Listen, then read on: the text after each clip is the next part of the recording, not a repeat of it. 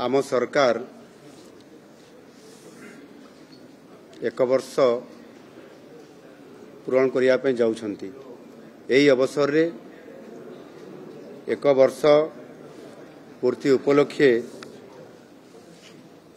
आज एक वर्ष पूर्ति मनइबार जस्ट किछि दिन पूर्वरु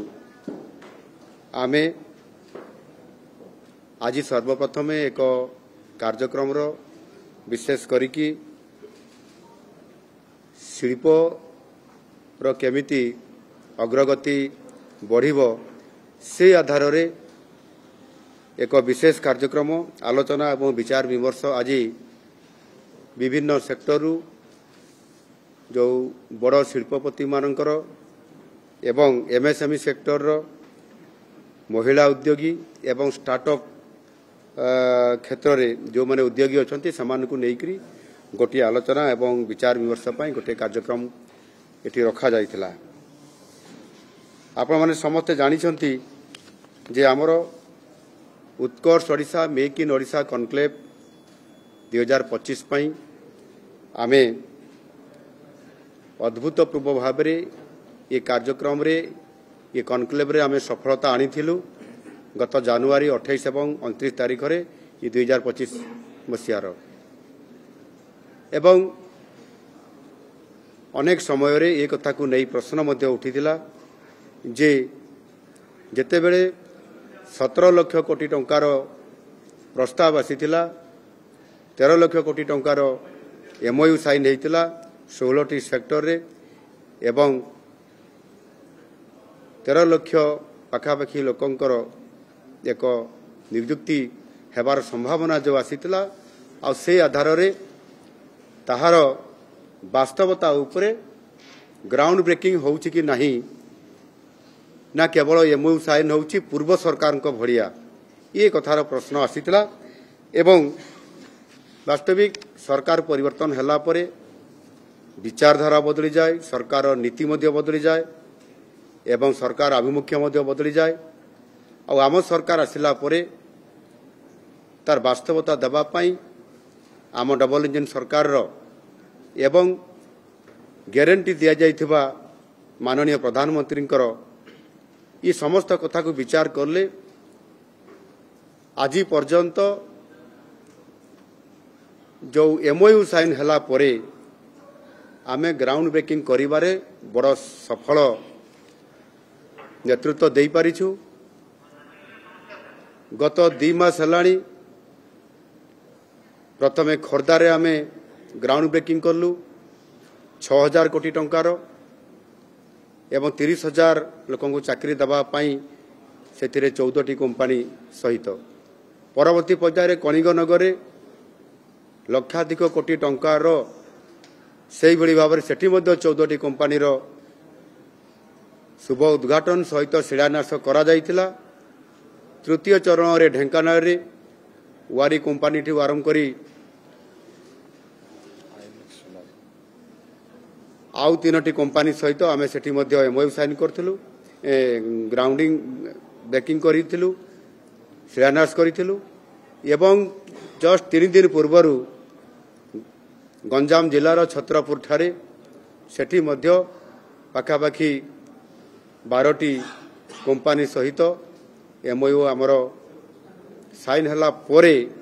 मात्र 60 दिन भितरे आमे से प्रोजेक्ट गुड़िक किभली भाव से माने आज कंस्ट्रक्शन काम तार शेष पर्यायर पहुंचाई पारिछंती एवं सेठी मध्य किछि प्रोजेक्ट शिलान्यास आमे कलु। एभली भाव जदि आमे देखिबा ताहले मोट उपरे उत्कर्ष ओडिशा रो मात्र 4 मास मध्यरे जो 4टी जगार 56टी शिल्पर शिलान्यास और उद्घाटन होईची सेतिरे 1,78,000 1,78,00,000 1.78 कोटी टंकार पुंजी निवेश होईची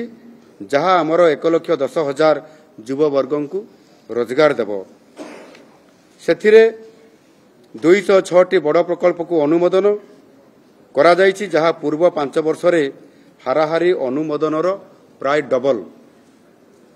गत 5 वर्ष जहाँ करा आमे गोटे वर्ष भितर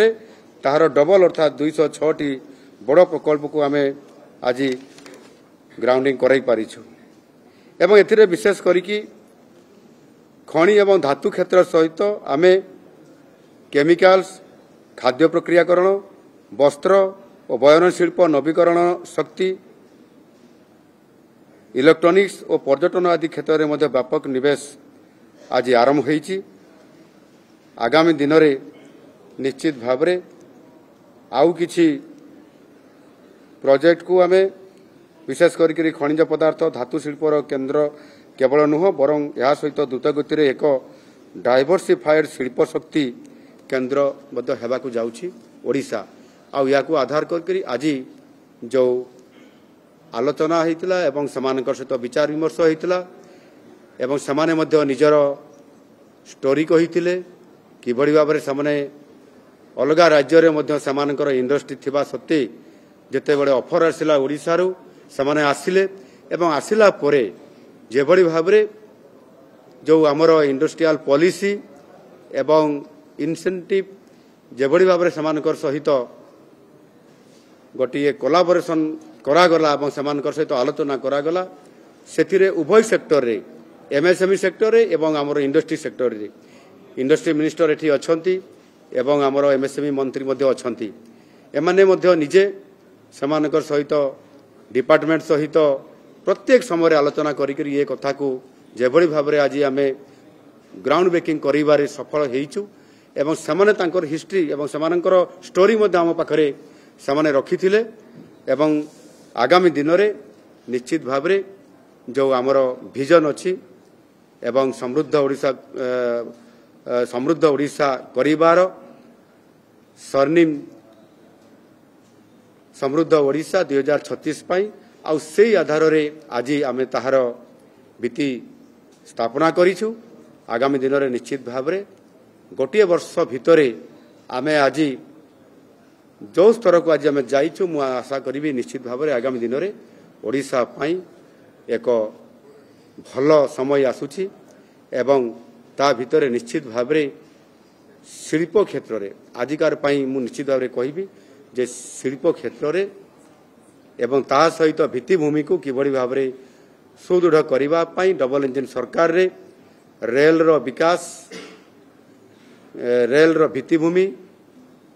रोड रो भित्तिभूमि सहित आमर जो 3टी कार्यक्षम थिबा बंदर रो ताहार अधिकता को किभଳି भावरे कैपेसिटी बिल्ड करिया पाई एवं आउ 3टी बंदर को मध्य हमें किभଳି भावरे आगामी दिन रे ताकू आगो को नबा पाई ताकू कार्यक्रम करिया पाई किछि जेटी रो उन्नति करिया पाई हमें बहुत बड़ पदक्षेप नेबा पाई जाउछु खूब शीघ्र मध्य ताहा कार्यक्रम हवा पाई जाउछि एवं सेही भଳି भावरे हमें प्रत्येक क्षेत्र रे एहाकू खूब शीघ्र अर्थात आगामी 5 वर्ष भितरे आमर जो लक्ष्य थिला ताठारु ढेर अधिका आमे कार्यक्रम करई ओडिशा को अर्थनैतिक दृष्टिकोण आमर जो विजन अच्छी जे आमे एहाको $500 बिलियन रो अर्थनैतिक क्षमता ओडिशा हासिल करिवो एवं आगामी दिन में विकसित भारत पाई ग्रोथ इंजिन रो काम करिवो जो कथा आमे कहूचु निश्चित भाव में सेआड़ को आम अग्रसर होचु। आज बहुत पॉजिटिवली सकारात्मक भाव में आलोचना होईची समस्त उद्योगपति मानकर सहित स्टार्टअप एंटरप्रेन्योरशिप सहित जो माने महिला एंटरप्रेन्योरशिप जो माने आसीथिले समानकर सहित बहुत सुंदर आलोचना होईची। आगामी दिन में निश्चित भाव में ओडिशा आगो को द्रुत गति रे शिल्पायन क्षेत्र में अर्थनैतिक दृष्टिकोण भित्तिभूमि दृष्टिकोण आगो को बढ़िबो एवं सेथिपाई आजिर आलोचना सफल होईची।